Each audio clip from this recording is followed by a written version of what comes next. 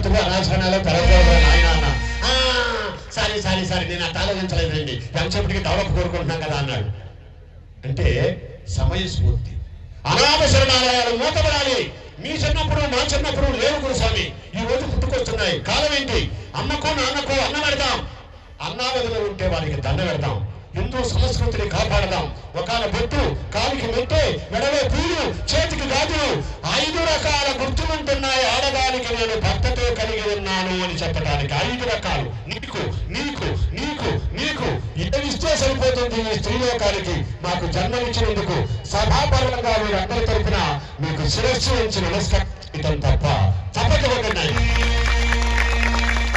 మాతృమూర్తి ఆడదానికి నువ్వు మాట్లాడితే అంటున్నావు. ఆ ఆడ మనిషి మాట్లాడితే కనుకే నువ్వు ఈ రోజు మాట్లాడుతున్నావు. ఆ ఆడ మనిషి ఒక రోజు మాట్లాడటం మానేస్తే నీకు జీవితమే లేదు రాపించాడా, అర్థం చేసుకో.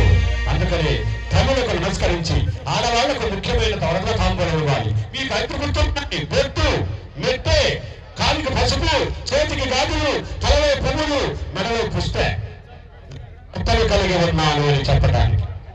కానీ నేను భార్యను కలిగి ఉన్నాను అని మగవాడు చెప్పడానికి, నేను భార్యతో ఉన్నాను నాకు నమస్కరించవచ్చు అని మగవాడు చెప్పడానికి హిందూ ధర్మంలో ఒకే ఒక గుర్తుంది భర్తకు. ఏంటో చెప్పండి?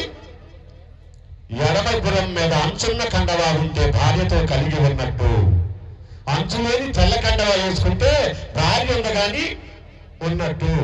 కండవా లేకుండా కాడిలో నిల్చుంటే నాకు భార్య పోయిందిరా, నా దగ్గరికి ఎవరు రాగాకంటే నేను సన్నాసిన అన్నట్టు. ఇది గుర్తు. కనుక ఎడమ ముఖం మీద కండవా వేసుకున్నావు అయ్యప్ప స్వామిలారా, 2 చేతులు ఎత్తి స్వామికి నమస్కరించండి. అవపరమేశ్వరి అఖిలాండేశ్వరి ఆదిపరాశక్తి